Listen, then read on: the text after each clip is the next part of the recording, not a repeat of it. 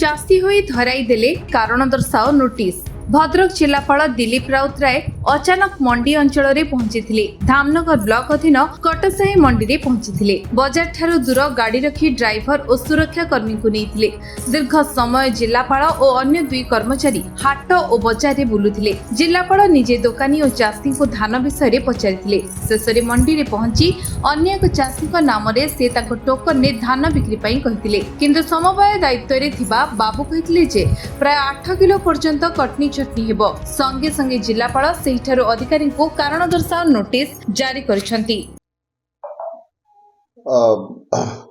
ଆପଣ ଜାଣନ୍ତି ଯେ ଆମ ସରକାର ବାରମ୍ବାର କହି ଆସିଛନ୍ତି ଯେ କୌଣସି କଟନୀ ଛଟନୀ ଯେମିତି ହେବ ନାହିଁ ଏବଂ ଏଫଏକ୍ୟୁ ମାନର ଧାନ ଚାଷୀମାନେ ଦେବେ ଏବଂ ସେଥିପାଇଁ ସମଗ୍ର ରାଜ୍ୟ ପ୍ରଶାସନ ଆତ୍ମା ତତ୍ପର ହେଇ ଆସିଛି।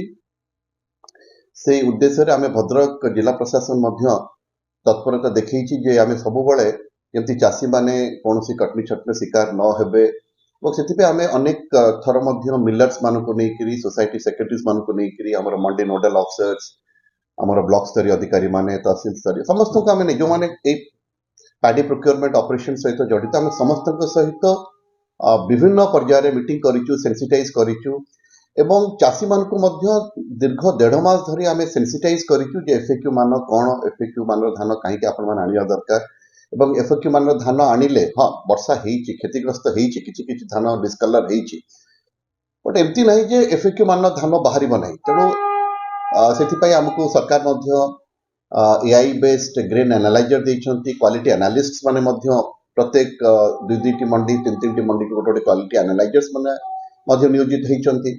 ଏତେ ସତ୍ତ୍ୱେ ବି ଦେଖିଲା ବେଳକୁ ପୁଣି କମ୍ପ୍ଲେନ୍ ଆସିଲା ଯେ କଟନୀ ଛଟନୀ ହେଉଛି। ସେଥିପାଇଁ ବାଧ୍ୟ ହେଇକରି ମୁଁ ବିଭିନ୍ନ ମଣ୍ଡି ପରିଦର୍ଶନ କଲେ ମାନେ ଲୋକମାନେ ମତେ ଆଶ୍ଚର୍ଯ୍ୟ ଲାଗେ। ଲୋକମାନେ କହୁଛନ୍ତି ଯେ ଆମର କିଛି କଟନୀ ଛଟନୀ ନାହିଁ, ଆମେ ଏଫଏକ୍ୟୁ ମାନ ଧାନ ଦଉଛୁ, ଆମେ ଆମ ପ୍ରାପ୍ୟ ପାଉଛୁ। ବିଭିନ୍ନ ମଣ୍ଡିରେ ସେ କଥା କହିଲେ। ତାପରେ ଯେତେବେଳେ ମୁଁ କିଛି ଚାଷୀଙ୍କୁ ପଚାରିଲି, ମୁଁ କହିଲି ତାହେଲେ କମ୍ପ୍ଲେନ୍ କାହିଁ ଆସୁଛି? ସେମାନେ କହିଲେ ନାଇଁ ସାର୍, କିଛି ଚାଷୀ ମାନେ ଭଲ ଧାନ ଦଉନାହାନ୍ତି, ସେଥିପାଇଁ ସେମାନେ ମାନେ ମିଲର୍ସ ମାନଙ୍କର ଶିକାର ହଉଛନ୍ତି। ମିଲର୍ସ ମାନଙ୍କୁ ବାଧ୍ୟ କରୁଛନ୍ତି ଯେ ସାର୍ ଆପଣ ଧାନ ନେଇଯାଆନ୍ତୁ, ଆମେ ଯେହେତୁ ଭଲ ଧାନ ଦେଇପାରୁନୁ, ଆପଣ ଯେମିତି ହେଲେ ଉଠେଇ ନିଅନ୍ତୁ, ଆମେ ଆଉ ଫେରସ୍ତ ନବୁନୁ। ତେଣୁ ଏଇଭଳି ଭାବରେ ହେଲା ବେଳକୁ ଚାଷୀମାନେ were at the receiving end. ତ ଏଇ କଥା ଯେତେବେଳେ ମୁଁ ବିଭିନ୍ନ ସ୍ତରରେ ଆଲୋଚନା କଲି, ସେଠି କହିଲେ ନାଇଁ, ଯେହେତୁ ଜିଲ୍ଲାପାଳ ଯାଉଛନ୍ତି ମଣ୍ଡିକୁ ତ ସେଠି ଚାଷୀ ମାନଙ୍କୁ କୁହାଉଛି ଯେ ତମେ ସବୁ କଥା କହିବ ନାହିଁ, ତମେ ଯଦି ଏମିତି କହିବ ତମକୁ ଆମେ ମାନେ ବେସିକାଲି ଧମକେଇକି ରଖୁଛନ୍ତି। ତ ସେଇ ପରିପ୍ରେକ୍ଷୀରେ ମୁଁ ଭାବିଲି ଯେ ଆର ସତ୍ୟାସତ୍ୟତା ଜାଣିବା ନିହାତି ଦରକାର, ଯାହାଫଳରେ କି ଆମେ ଏତେ କହିସାରିଲା ପରେ ବି ମାନେ ମାନ୍ୟବର ଯୋଗାଣ ବିଭାଗର ମନ୍ତ୍ରୀ ଆସିଥିଲେ, ଆମ ଜିଲ୍ଲାର ମାନ୍ୟବର ମନ୍ତ୍ରୀ ବି ଆସିଥିଲେ, ଆମର ମାନେ ବିଭିନ୍ନ ସମୟରେ ଆମର ଏମଏଲଏସ୍ ମାନେ ମଧ୍ୟ ଆଲୋଚନା କରିଛନ୍ତି, ଉଦ୍ବେଗ ପ୍ରକାଶ କରିଛନ୍ତି। ମୁଁ କହିଲି ତାହେଲେ ନାଇଁ, ମତେ ନିହାତି କିଛି କରିବାକୁ ପଡିବ। ମତେ ସେଥିପାଇଁ ମୁଁ ବାଧ୍ୟ ହେଇକରି ଗୋଟେ ଚାଷୀ ବେଶରେ ଯେତେବେଳେ ଗୋଟେ କମ୍ପ୍ଲେନ୍ ଆସିଲା ଶନିବାର ଦିନ, ମୁଁ ଚାଷୀ ବେଶରେ ଯାଇକରି ମୋର ପିଏସ୍ଓ ଏବଂ ଡ୍ରାଇଭରକୁ ନେଇକରି ମୁଁ ଚାଷୀ ବେଶରେ ମାନେ ଯାଇକରି ସେଠି ମୁଁ ପାଖାପାଖି 3 ଘଣ୍ଟା ରହିଲି। ସେ ମଣ୍ଡିରେ ଧାନ କିଭଳି ଭାବରେ କିଣା ହେଉଛି, ଚାଷୀମାନଙ୍କ ସହିତ ମୁଁ ଇଣ୍ଟରାକ୍ଟ କରିଥାଏ। କେହି ମତେ ଭଗବାନଙ୍କ ଦୟାରୁ ମତେ କେହି ଜାଣିପାରୁନଥାନ୍ତି, ଯେହେତୁ ମୁଁ ମଧ୍ୟ ମାସ୍କ ଲଗେଇଥିଲି। ତେଣୁ ମୁଁ ସମଗ୍ର ପ୍ରକ୍ରିୟା ଦେଖିଲା ପରେ ମୁଁ ହୃଦବୋଧ ହେଲା ଯେ ନାଇଁ, ଯୋଉ କମ୍ପ୍ଲେନ୍ ଆସୁଛି କିଛି କାଂଶରେ ନିଶ୍ଚିତ ଭାବରେ ସତ୍ୟତା ରହିଛି। ସେଥିପାଇଁ ମୁଁ ସେଦିନ ଫେରିଲା ପରେ ଇମିଡିଏଟଲି ମୁଁ ARCS କୁ ଡାକିକିରି ସେଇ ମଣ୍ଡିର ପାର୍ଟି ପ୍ରୋକ୍ୟୁରମେଣ୍ଟ ଅଫିସର୍ସ ଏଗେନ୍ଷ୍ଟରେ ଆମେ ମଧ୍ୟ ଗୋଟେ ଶୋକଜ ମାଗିଛୁ, ଯେ ତାର ଆଜି ଉତ୍ତର ଦେବେ।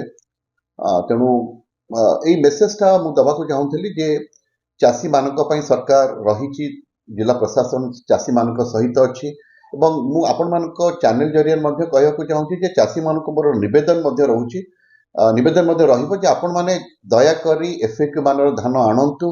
କୌଣସି ଜାଗାରେ ଯଦି କଟନୀ ଛଟନୀର ଶିକାର ଆପଣ ହେଉଛନ୍ତି, ନିଶ୍ଚିତ ଭାବରେ ଆମକୁ ଜଣାନ୍ତୁ ଏବଂ ଆପଣ କେବେ ବି ଭାବିବେନି ଯେ ଟୋକେନ୍ ଆପଣଙ୍କ ଲାପ୍ସ କରିଯାଉଛି, କାରଣ ସରକାର ଜିଲ୍ଲାପାଳ ମାନଙ୍କୁ 15 ଦିନ ଏକ୍ସଟ୍ରା ମଧ୍ୟ ସମୟ ଦେଇଛନ୍ତି।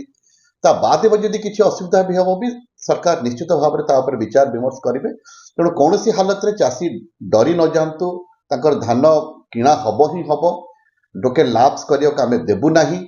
ତେଣୁ ମୁଁ ଆଉ ଥରେ ଆପିଲ କରିବି ସମସ୍ତ ମାନେ ମୋର ବିଭାଗୀୟ ଅଧିକାରୀ ମାନେ ଏଇ କାର୍ଯ୍ୟରେ ଆମେ ଟିକେ ତତ୍ପରତା ଦେଖେଇବା। ମିଲର୍ସ ମାନଙ୍କୁ ମଧ୍ୟ ମୋର ଅନୁରୋଧ ରହିବ, ସମସ୍ତ ମଣ୍ଡି ପର୍ଚେଜିଂ ଅଫିସର୍ସ ମାନଙ୍କୁ ମଧ୍ୟ ମୋର ମାନେ ଅନୁରୋଧ ରହିବ ଯେ ଆପଣ ମାନେ ଦୟାକରି ଏଥିରୁ ନିବୃତ୍ତ ରୁହନ୍ତୁ ଆଉ ଯଦି ନିବୃତ୍ତ ନ ରହିବେ ତାହେଲେ ଆଗାମୀ ଦିନରେ ମଧ୍ୟ ଏଇଭଳି ଭାବରେ କୋଉଠି କି ସବୁବେଳେ ଯେ ଜିଲ୍ଲାପାଳ ଯିଏ ମାନେ ନାହିଁ କୌଣସି ଜାଗାରେ କି ଛଦ୍ମବେଶ ଯାଇକି କୌଣସି ଜାଗାରେ ଆମରି ମଣ୍ଡି ରିଲେଟେଡ୍ ଅଫିସିଆଲ୍ସ ମାନେ ଛଦ୍ମବେଶରେ ଯାଇକିରି ସେମାନେ ସ୍ଥିତି ପରଖିବେ, ଗ୍ରାଉଣ୍ଡ ରିଏଲିଟି ଜାଣିବେ ଏବଂ ଆମେ ବାଧ୍ୟ ହେଇକି ତାଙ୍କ ଏଗେନ୍ଷ୍ଟ ଆକ୍ସନ ନେବୁ। सर कटनी छुट्टी रोकवाको नहीं कौन आगामी दिन में पदक्षेप जिला प्रशासन कटनी छटनी रखिया ପାଇଁ ଆମେ ଗୋଟେ କଥା ହେଲା ଆମେ ଆପଣମାନଙ୍କ ଚ୍ୟାନେଲ ଜରିଆରେ ଲୋକମାନଙ୍କୁ ମାନେ ମାନେ ମୋଟିଭେଟ କରୁଛୁ, ସବୁ ସେନ୍ସିଟାଇଜ କରୁଛୁ। ଦ୍ୱିତୀୟ କଥା ହଉଛି ଆମେ ମଧ୍ୟ ବାହାର ଜିଲ୍ଲାର ମିଲର୍ସ ମାନଙ୍କୁ ମଧ୍ୟ ଆମେ ନିୟୋଜିତ କରୁଛୁ, ଯାହାଫଳରେ କି ମଣ୍ଡିରୁ ଧାନ ଗୁଡାକ କ୍ୱିକଲି ଲିଫ୍ଟିଂ ବି ହବ ଏବଂ ମାନେ ମିଲର୍ସ ମାନଙ୍କ ଭିତରେ ମଧ୍ୟ ଗୋଟେ କମ୍ପିଟିସନ ସୃଷ୍ଟି ହବ, ଯାହାଫଳରେ କି କୌଣସି ଚାଷୀ ମାନେ ଏଇ କଟନି ଛଟନିର ଶିକାର ହେବେ ନାହିଁ। ତେଣୁ ମୁଁ ଭାବୁଛି ଏଇସବୁ କାର୍ଯ୍ୟ ଦ୍ୱାରା ପ୍ଲସ୍ ଆମେ ଆକ୍ସନ ବି ନେବୁ। ମାନେ ଯୋଉମାନେ ଠିକ କାମ କରୁନାହାନ୍ତି, ସେ ମିଲର ହୁଅନ୍ତୁ, ସୋସାଇଟିର ସେକ୍ରେଟାରିଜ୍ ମାନେ ହୁଅନ୍ତି, ଯୋଉମାନେ ଠିକ ଭାବରେ କାମ କରୁନାହାନ୍ତି, ତାଙ୍କ ଦାୟିତ୍ୱ ସମ୍ପାଦିତ କରୁନାହାନ୍ତି, ଚାଷୀମାନଙ୍କୁ ମାନେ ଇଏ କରୁଛନ୍ତି, ହଇରାଣ ହରକତ କରୁଛନ୍ତି, ଯାହାଫଳରେ କି ଚାଷୀମାନଙ୍କୁ ଉଦ୍ବେଗ ରହୁଛି, ତାଙ୍କ ଏଗେନ୍ଷ୍ଟ ଆମେ କାର୍ଯ୍ୟାନୁଷ୍ଠାନ ଗ୍ରହଣ କରୁ। ତେଣୁ ମୁଁ ଭାବୁଛି ଏଜୁକେସନ, ଏନଫୋର୍ସମେଣ୍ଟ ଆଣ୍ଡ ଆପିଲ এই তিনটা ଜିନିଷ ଆମେ ଭାବୁଛୁ ନିଶ୍ଚିତ ଭାବରେ ଆଗାମୀ ଦିନରେ ଏଇ ଯୋଉ ଧାନ କ୍ରୟର ପ୍ରକ୍ରିୟା ରହିଛି ତାହା ସୁରୁଖୁରୁରେ ହେଇପାରିବ। ଧନ୍ୟବାଦ। ଭଦ୍ରକରୁ ଲକ୍ଷ୍ମୀକାନ୍ତ ମହାନ୍ତିଙ୍କ ରିପୋର୍ଟ, ବିଶ୍ୱ ବିଜୟ ନ୍ୟୁଜ ଓଡ଼ିଶା।